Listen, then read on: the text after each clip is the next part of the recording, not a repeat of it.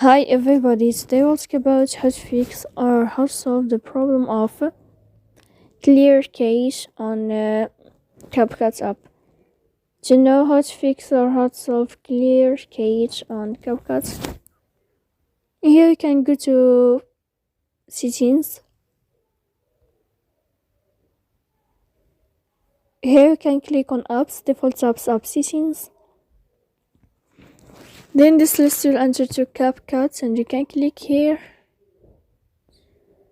Then this page of app info you will enter to first stop and you can click OK. Then we'll enter to storage. Here you can click clear cache. Don't click clear data because that can cause you errors in your app. And in the end you can turn off your phone, so please don't forget to support us by like and subscribe. See you next time in another video.